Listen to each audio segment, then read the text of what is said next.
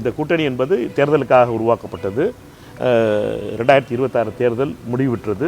திராவிட கட்சிகள்னு நீங்கள் சொல்கிற ஐடியாலஜிக்கல் ஸ்பேஸை வந்து என்னை பொறுத்த மட்டும் தமிழக வெற்றி கழகத்திலும் அதே ஐடியாலஜிக்கல் ஸ்பேஸ் தான் அவர் பேசுகிறார். தாவேகா பேசுகின்றார் கொள்கைகளும் ஏறக்குறைய திமுக அதிமுக ஒரு எம்ஜிஆர் கலைஞர் போன்ற பேசிய அதே அரசியலை தான் அவரும் பேசிக்கிட்டு இருக்கார். திமுக தலைவர் தோல்வி, காங்கிரஸ் கமிட்டி தலைவர் தோல்வி, ரெண்டும் திமுகவுடைய முதலமைச்சர் தோல்வி என்பது வருத்தத்துக்குரியது. அண்ணன் ஸ்டாலின் அவர்களை பொறுத்த மட்டும் ஒரு நீண்ட அரசியல்வாதி, அவரை பொறுத்த மட்டும் அவருடைய தோல்வி என்பது வருத்தமான தோல்வி.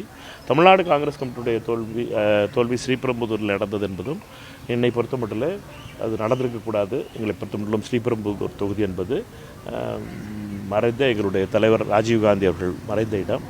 அந்த இடத்துல எங்களுடைய தமிழ்நாடு காங்கிரஸ் கமிட்டி தலைவர் தோல்வியுற்றது என்பதும் வருத்தத்துக்குரிய விஷயம். பிரதமர் முதல்வர் பதவியேற்பு விழாவுக்கு வந்து ராகுல் காந்தி வருவதாக ஒரு தகவல். இதெல்லாம் ஸ்பெகுலேஷன். நீங்கள் என்னை பொறுத்த வரைக்கும் இன்றைக்கி அகில இந்திய காங்கிரஸ் கமிட்டி பொறுப்பாளர் தான் நாங்கள் என்ன முடிவெடுத்தோங்கிறத பற்றி சொல்ல போகிறது. அவர் சென்னையில் அதற்கான முடிவு அறிவிப்பார். அதனால் அதுக்கு முன்னாடி எதை பற்றி யார் பேசினாலும் சரி அதெல்லாம் அர்த்தமில்லாதான் இருக்கும். பாஜக வரக்கூடாது அப்படின்றத சொல்கிறாரு. அந்த கருத்து உங்களோட ஒத்து போகுது, அதை எப்படி பார்க்குறீங்க? இல்லை, அதான் நான் எங்களை பொறுத்த மட்டும் பாஜக வரக்கூடாது. மதவாத சக்திகளுக்கு வெறுப்பு அரசியலுக்கு இடமில்லை தமிழ்நாட்டில். நம்ம தெளிவாக பார்த்தோம். திருப்பரங்குன்றத்தில் அண்ணன் ராஜன் செல்லப்பா தீபம் ஏற்றுவோம்னு ஓட்டு கேட்டார். மக்கள் 3வது இடம் கொடுத்துருக்காங்க.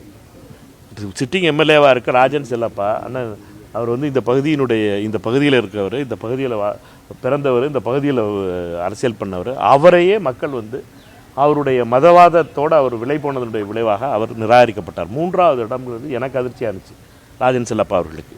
அவரை ஏனென்றால் தமிழக மண் இந்த மதவாதத்தை ஏற்றுக்கொள்ளாது என்பதற்கு எடுத்துக்காட்டு தான் திருப்பரங்குன்றம் சட்டமன்ற தொகுதியில் ஒரு 26,000-30,000 ஓட்டில் வெற்றி பெற்ற சட்டமன்ற உறுப்பினர் ராஜன் செல்லப்பா 3வது இடம் வர்றதுக்கு இதிலே தெரியணும். நம்மளை பொறுத்த மட்டும் மக்கள் மதவாதத்தை நிராகரிக்கிறார்கள் என்பது.